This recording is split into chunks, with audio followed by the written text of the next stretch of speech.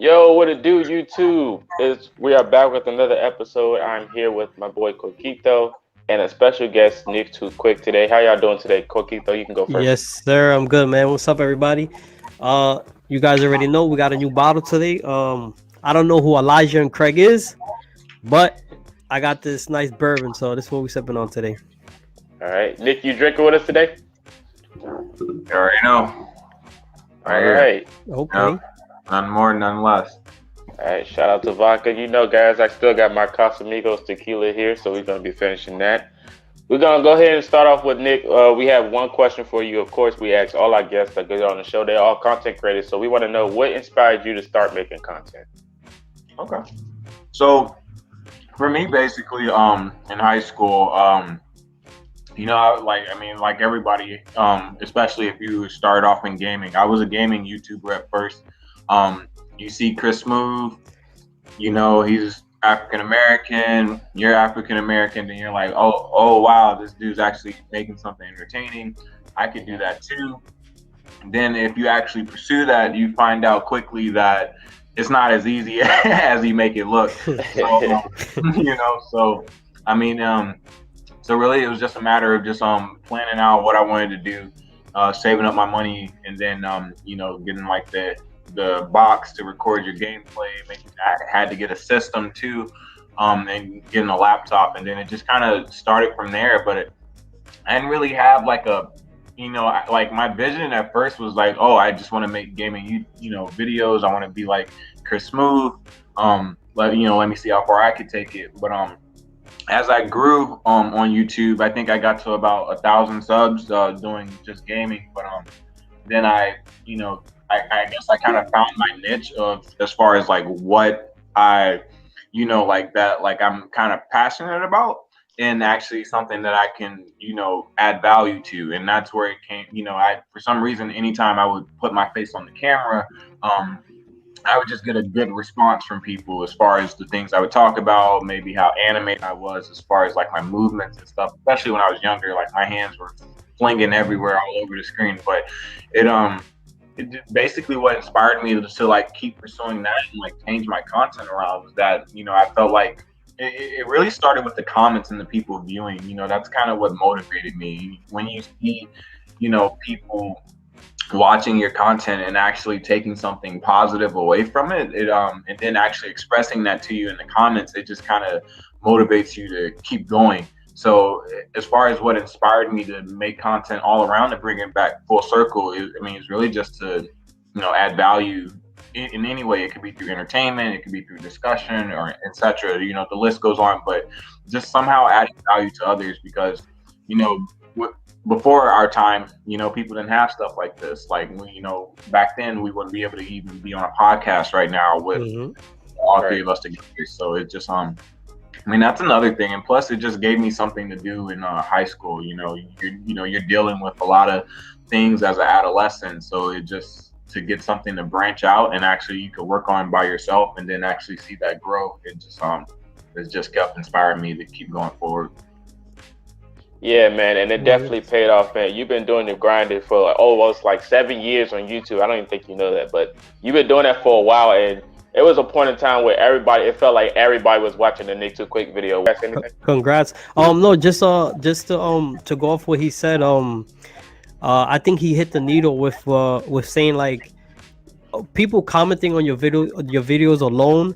Like I think people really don't understand like how much that really means to a person streaming or to a person doing YouTube. Like just a single comment like, hey, great content, great content, great topic, just whatever the case may be. I mean, that really motivates the person to want to keep going, and one single comment, one single like, anything like that goes so far to somebody that's trying to make a career out of either YouTube streaming, whatever the case may be. Man, absolutely, man. But yeah, that's definitely dope, and it's good to have you on the show. But we got some topics that we're all going to discuss here. And starting it off, speaking of somebody making it big, Tekashi 6ix9ine is on the streets, is going crazy, and now he's being sued by his bodyguards that he had on 24-hour patrol. This dude had vehicles, 4 bodyguards, weapons, all this good stuff, and now they are suing him. And I find that crazy because maybe 2 weeks prior to this being obligated on the scene, there was a rapper named 600 Breezy, and him and 6ix9ine got into it on the Instagram live, and he said that your bodyguards it's not gonna last. They're gonna have to get paid. So I feel like he knew something before this actually came out, and now they're suing him for like 80K because the original crazy. cost was 70K, but it's late dues, late fees, and all this other stuff. So now they're suing him. Let me get y'all thoughts on this whole Tekashi guy. You can go first, Coquito. Well, I was like looking at it, and supposedly it's like it's not him. Like supposedly, like he had like it's like a third party that they're supposed to pay the bodyguards. Like I guess like he sends the money, or they take the money straight out of his account, and they're supposed to pay him. So I don't think it's directly like his fault in a sense. But I mean, 600 Breezy is actually right. I mean, listen, eventually your money's gonna run out. Those security guards are not always gonna be there forever. So I mean, first of all, just being a security guard for this guy or bodyguard for him is just that's a risky job. And I saw it was like $85 an hour.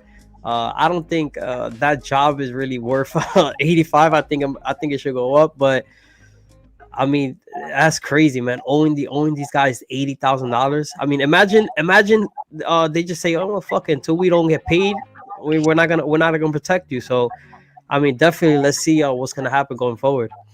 Yeah, Nick, you got any thoughts on this? We all know the story. He basically ratted out those that he was in lingo with to get a shorter sentence and stuff, and then he dropped the album, basically trolling everybody. Right. But I mean, I agree with Coquito. Like that is a risky job because there are a lot of people that, and especially in his like field as far as like the streets are concerned too, because he dealt with like basically he was repping stuff that he really wasn't about and all that stuff, and then you have all like his allegations and stuff too. But it's a lot of people that gunning for him, and then like I ain't gonna lie, like in this day and age, there's some people out there that if they really don't like you enough, or they really don't care about your life, they have no problem, trying to take that away from you. So, as far as not paying his bodyguards, it's weird because it's a double-edged sword because one, he's a celebrity, and two, he's a celebrity with clout with a lot of people that don't like him, like that really are, wouldn't mind, ending him. So, that is risky, and like he said, yeah, it is like $80+ an hour, and then like over like 127 or so to like watch him at night. I mean, I don't know, man. Like it's trippy because he just released like another album not too long ago.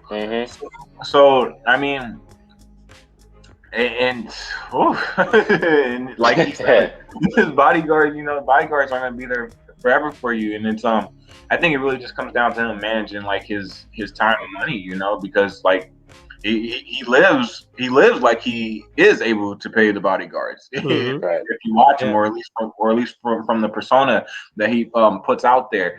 So like he's in a tough pickle. That's really all I gotta say about it. You really don't know what to say or tell him to do because like none of us have never been in this situation. So. And no, but also to add on to that, like imagine if the clout that he has now is $85 an hour. Now say if his clout keeps growing, because eventually it's probably going to grow some more, and say if his life is even more danger, how much more is he going to have to pay his bodyguards? Because they're not going to want $85 if this guy is getting targeted really by absolutely everybody. So I mean, let's see. I mean, let's see what's going to happen with him. Yeah, man. Prayers out to those bodyguards, and hopefully he can stop trolling because ain't nobody really playing with this little boy no more. So, on to the next conversation. J.J. Watt has found a home for 2 years. He's got signed to the Arizona Cardinals for I think $33 million, which is a big deal. So most people in FanDuel, they sports bet it. They said Green Bay, Pittsburgh, Tennessee, all these other teams, but Arizona out of nowhere, where his former wide receiver DeAndre Hopkins is now, is a big move. Coquito, let me get your thoughts on this move. Honestly, this was like a weird, like in a sense, it was like a weird move because I don't think nobody expected like this to happen. Like I think when we all got the notifications, like I pretty much looked at my phone and I'm like, wait, did he really just sign with the Cardinals? Like Mm-hmm. I felt like the Cardinals. Don't get me wrong, the Cardinals are a good team, but I felt like he had so many better options to go to a team that was already complete and ready to compete for something. So I mean, honestly, that was just a weird. That was just a weird sign to me. Yeah. Nick, you watch a little football. You can get your thoughts on that. Right, yeah. I'm a Cowboys fan, so it's not really good out here. But but yeah, I've been seeing the tweets and stuff. I mean, yeah, I watch a little bit. I'm still a noob when it comes to football. Everyone's basically dogging him. You know, he has a lot of opportunities to go to championship winning teams. He chose them. From what it looks like, he chose the bag over everything else. Um, and then plus, I mean, Eric, I mean, I think for like a lot of athletes is that it really comes down to like the lifestyle that you're trying to live to. I remember Kobe was he had this interview and he was talking about somebody. He basically said that like the NBA was easier than high school because basically in high school everyone's actually putting in that work. They're gunning. They actually are trying to make it. But then when you get into the NBA, a lot of people, when they're playing on the field, like, yeah, they might have the drive, but a lot of it really is just to, put food on their table, actually support themselves and if their families, if they have to. And I think from what I see from a distance and actually being someone that, is like a little bit integrated in football, but not like too deep, like mostly like you two are. I feel like he probably made a lifestyle decision. I mean, Arizona's not bad. I don't know if he's single or not. If he is, then the girls in Arizona are beautiful. So but Arizona is it's a little bit similar to Cali weather, just a little bit. So I mean, I think for that it just probably came down to a lifestyle choice. I mean, everybody, if you are in a sport, you want to, win the big game. You want to do that. Mm. But at the end of the day, a lot of it just comes down to like where you're putting your head down at night. All right, man, that's That's true. true. So hopefully, best of luck to the Cardinals. Hopefully, the Houston Texans can figure out their situation. I'm pretty much they're going to start from scratch. But on to the NBA. We got All-Star Weekend coming up. The Skills Challenge is the Yeah. first thing that's going to be on the list. The participants is Robert Covington, Luka Doncic, Chris Paul, Julius Randle from the Knicks, Rick Coquito, Domantas Sabonis, and Nikola Vucevic. Coquito, you can go first. So who you think's going to win that challenge? Come on, man. I mean, Dime. I think we both know. Not only because he's on the Knicks, I think he's just gonna win that challenge. So I'm going with Randall. Okay, I respect that. My guy Nick, who do you think is going to win that? No, it was something. I forget who it was, but I remember it was like a point guard, and then it was someone that was he was like a big man. Mm-hmm. You guys probably remember, but he beat the point guard in the skills challenge. I forget who You it might be was. talking about last year. Bam Adebayo. Bam Adebayo. See, yeah. So I'm gonna go with Luka though. Basically, everyone on the pretense that everybody hypes up European basketball. They know fundamentals way better than American players do. I think I'm gonna go with him to be the choice to win the skills challenge. All right. I respect that. But I definitely feel like it might be down between. I got 3 picks. Now, this is a tricky one because it's either going to be Chris Paul because he played in it 5 times already. Maybe Julius Randle because he's athletic, or it might be Sabonis because his arms is longer and he has a good passing ability as well. So it's going to come between those 3. And then at the end, you got to realize they have to shoot a 3. And I feel like Sabonis is the best shooter out of all of them. Now Randall can shoot too. Hold on. Like... Randall's shooting 40%. Don't get it twisted. He's shooting 40% for the 3. I said Randall can shoot, but I was like Sabonis. If it comes out to just taking one shot at the top of the key, I think Sabonis is probably going to knock it down before anybody else. I just think that's how it is. On to the next competition. We got the 3-point challenge. Now this is probably the most favorite one. Yeah. Because due to the dunk contest flopping a few years consistently, I feel like 3-point is the most entertaining one. You got Devin Booker, Jaylen Brown, Steph Curry, Zach LaVine, Donovan Mitchell, and Jason Tatum. Who do you think's going to win that challenge, Coquito? So, just like how you went with 3 picks, I'm gonna go with 2 picks. I'm gonna go with a favorite that I have, and then I'm gonna Mhm. go with a sleeper. So my favorite to win it all is gonna be Devin Booker, and Mhm. then my sleeper pick is gonna be Zach Levine. I like that. I like that a lot. Nick, who do you think's going to win that? Yeah. A casual will probably say Steph Curry, but what we've noticed in past is that for some reason the best 3-point shooters when they get in that contest, I don't know, it's a little different when you don't have like people running at you or you're not shooting off the dribble, which is obviously Mhm. something Steph Curry's really Hmm. good at. I'm gonna have to go with yo, I might have to go with Devin Booker. I feel like he might light it up. If not him, Mm. then it might be Steph Curry because I don't know. I don't know. This dude he makes a living like off of shooting threes from like the Yeah, garage or like he can be on the other side of the stands. So I mean, he might do something. He might do something, but I feel like it's definitely going to be someone that isn't the best 3-point shooter like on that list of people, and it might be someone like a Zach Levine or a Devin Booker, but it should it should be Steph Curry, obviously, if we're going yeah. by numbers. But I'm gonna go with him to be my second pick. I'm gonna pick Devin Booker too. Yeah, man, it should be Steph Curry, but I'm not sure. A sleeper I might go with is probably Jason Tatum, but I think Devin Booker's going to repeat, and win another 3-point championship. I think Booker's going to pull it off. I don't know, but I feel like for some reason Steph Curry is somewhere right now in somebody's gym with the racks pulled up like the 3-point contest and is currently shooting right now. Yeah. I feel like he's doing that right now to try to win this award. I really feel like he wants to win. On to the next competition. There's only three dunkers this year. I think they're going to be having it at halftime during the All Star break. So it's three dunkers. You got Anthony Simons from the Trailblazers, Cassius Stanley from the Pacers, and Obi Toppin from the Knicks. Nick, too quick. First, who do you think's going to win the dunk contest? I'm not gonna lie to you. Name those three people again. Okay, so Anthony Simons is a guard. Cassius Stanley is a guard. He played at Sierra Canyon. And Obi Toppin from the Knicks is a forward. I ain't gonna lie to you.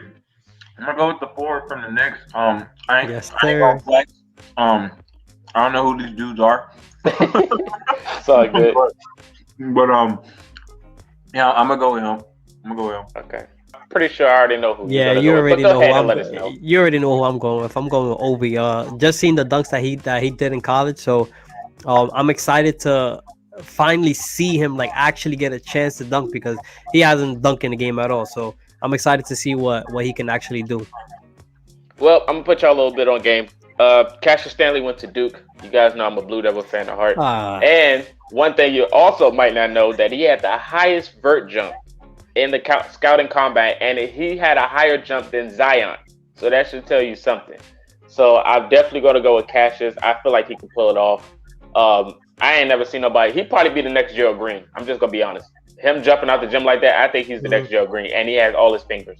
No pun intended.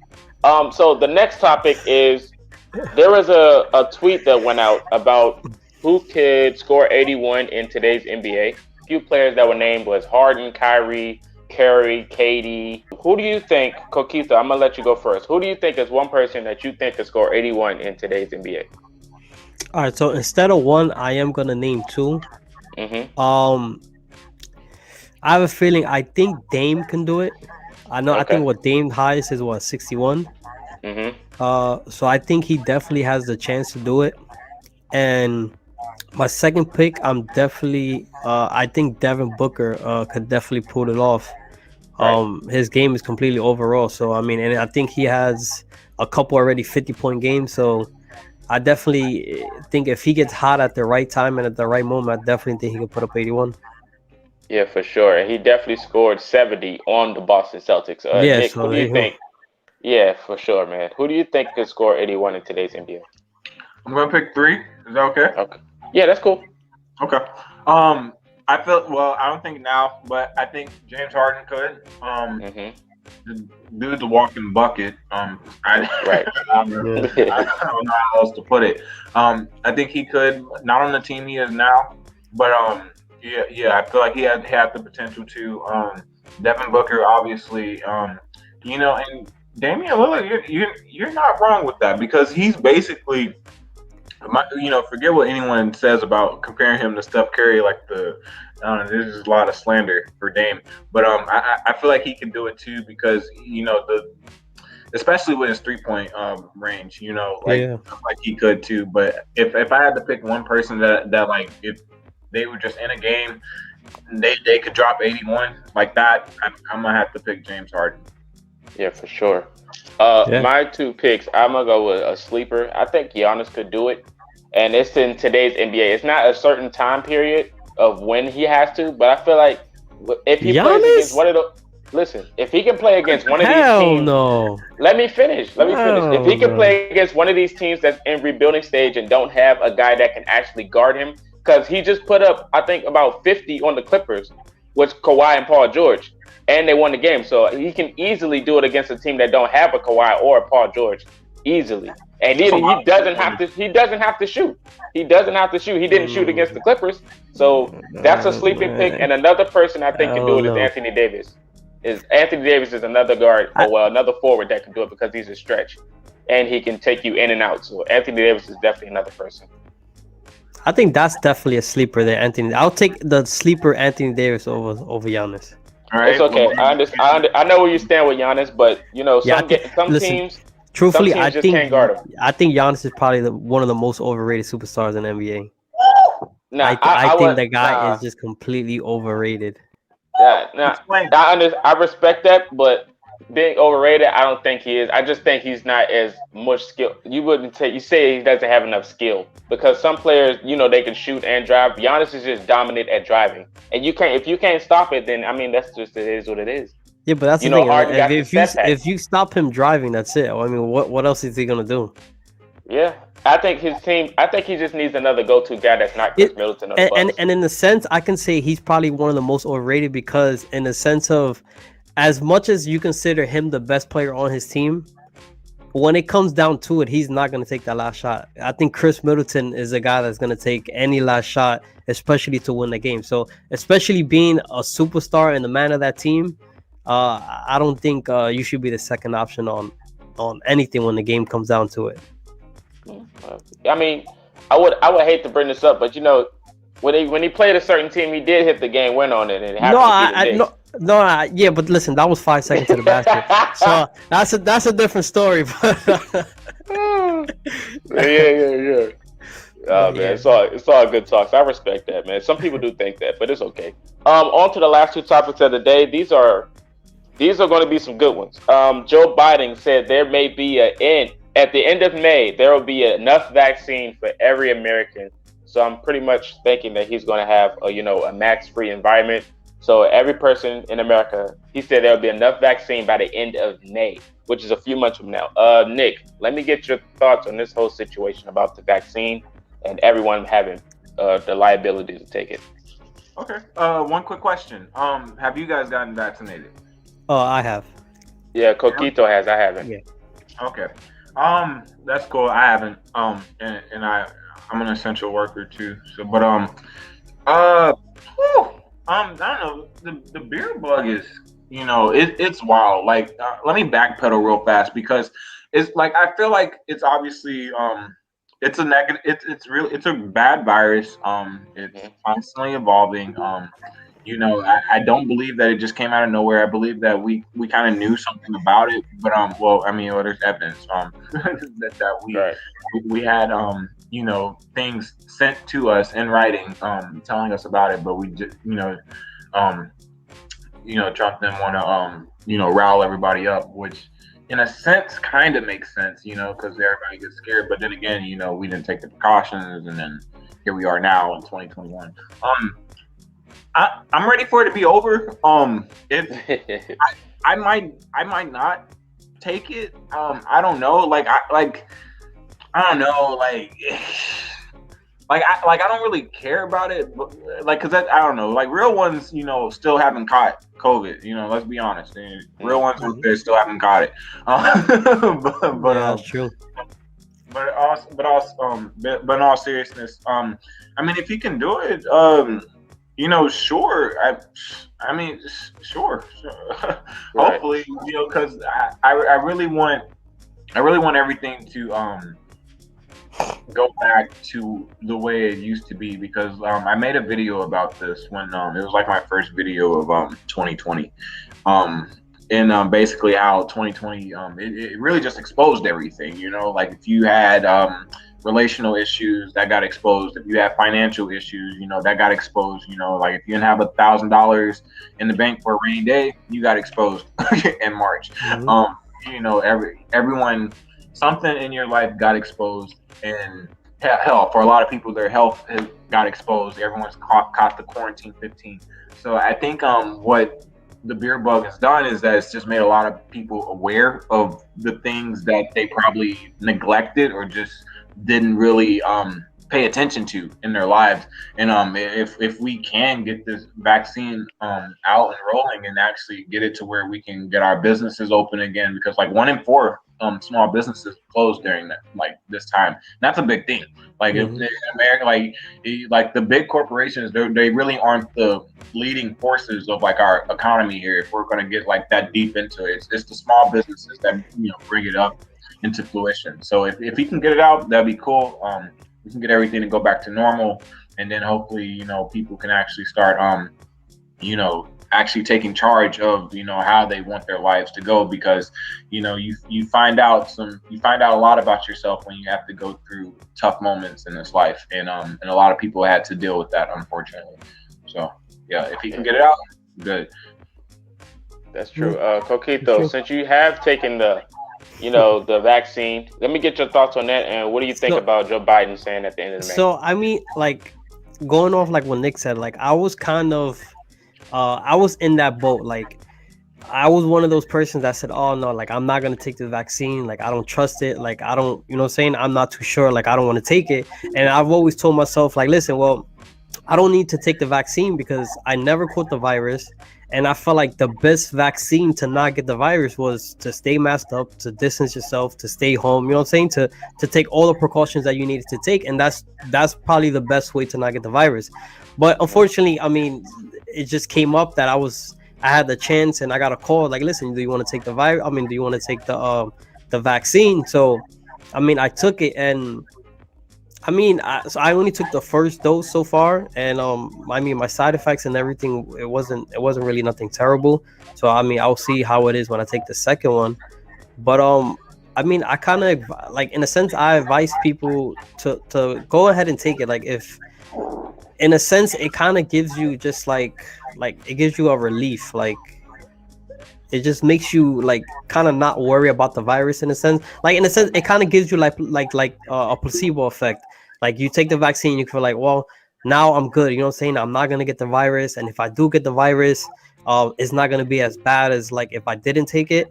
So, I mean, if anybody just like is stuck between if you want to take it and if you don't want to take it, if my only advice to you would be, if you want a peace of mind and if you want to just feel like you're getting your life back, I would just advise you to take it. So, I mean, that's great that everybody might be able to take it by May, and if they want to, I mean, go ahead. And if you don't, I mean, you're not obligated to take the vaccine. So, I mean, ultimately, it's up to you. Either way, if you take it or if you don't take it, I mean, you still have to take the precautions. You still have to mask up, still distance yourself, still wash your hands, still take all the precautions that you need. But I mean, I'm all for the vaccine. I mean, I'm already halfway done, so I'm for it.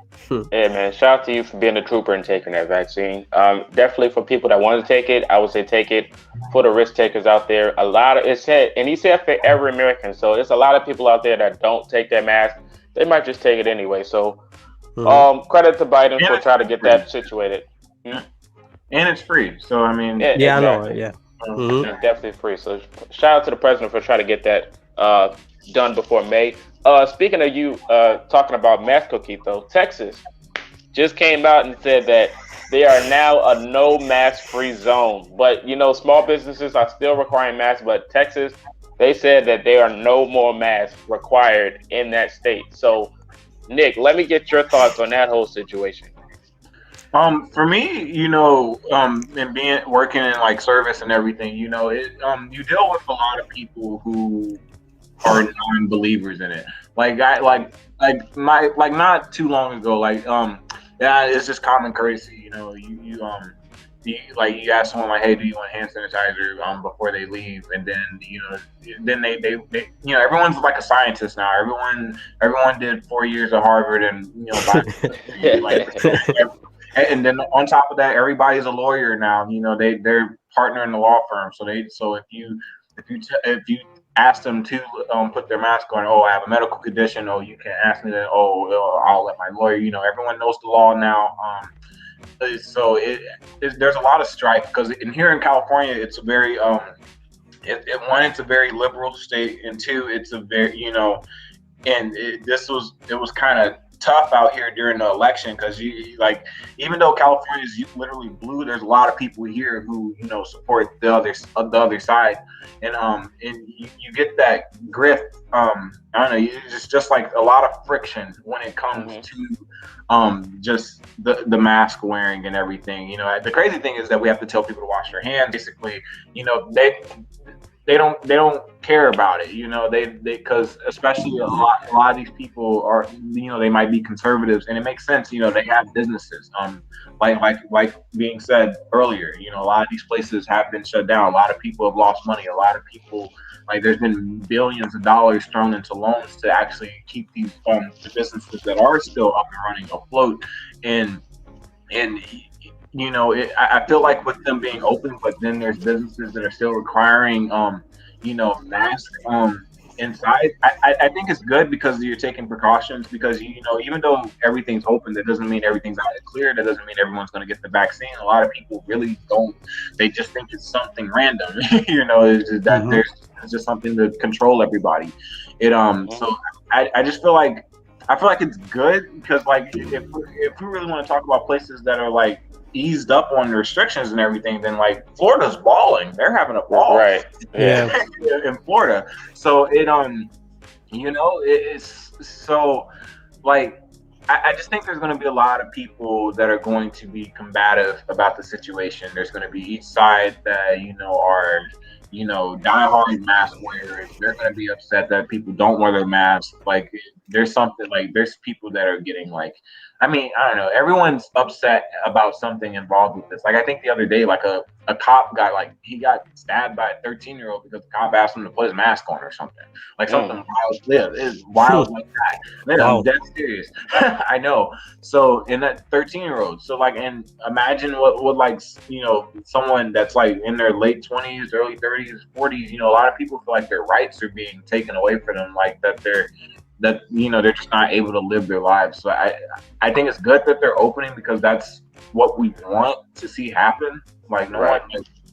Nobody wants to be walking around in a mask, and hell, everybody's I don't know. It's tough for everyone because the biggest thing is for the children too. They're all behind these screens getting taught. They're not actually getting the interaction that they need, to actually develop. And and if we want to take it steps further into people in our age range or older, you part of living your life is actually interacting with other people. We're humans, there's a reason why a lot of dudes are when it comes to dating, they're struggling right now because the only way you can meet people is if you're online. And half the time, if you're trying to meet somebody online, let's be honest, a lot of girls out here are attention seekers, so they're not even getting that either. Yeah. So I think it's tough for everybody. So I think if we can have everything open again, that'd be good. But I think there's just going to be a lot of friction on people who really do take the virus dead serious, where they're willing to fight you to put a mask on. Then there's going to be people willing to fight you if you try and tell them to put a mask on. So yeah. That's for sure. Coquito, let me get your thoughts on Texas, man.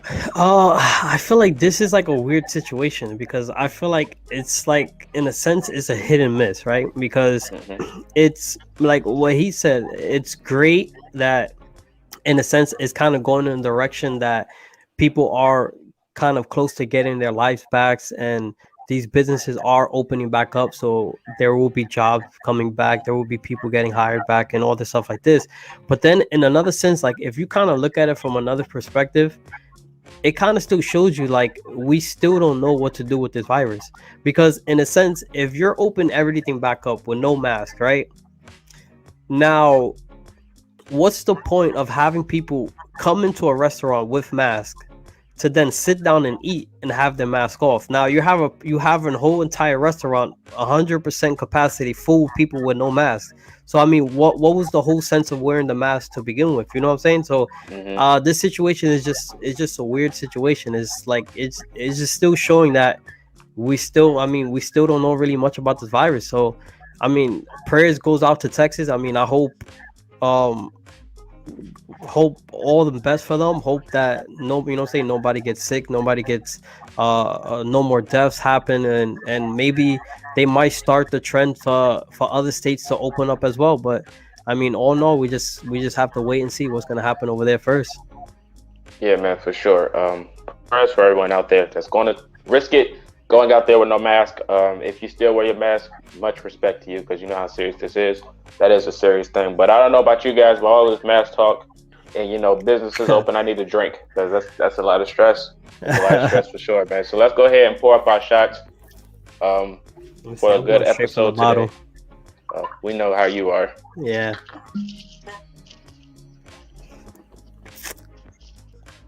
Are you gonna drink out the bottle? Yeah, I drink I'm straight out not. the bottle. Yeah, that's what he does. Yeah. Hey, you're a real one. Yeah, that's how you get down. So, before we take the shot, Nick, is there any inspiration or any advice you want to give to anybody that wants to make content? Okay. If talk about what you believe in, make videos on things that you care about. That's really what it comes down to. I think everybody, Mhm. a lot of people, the biggest talk for people who probably do make content, they want to take their content to the next level.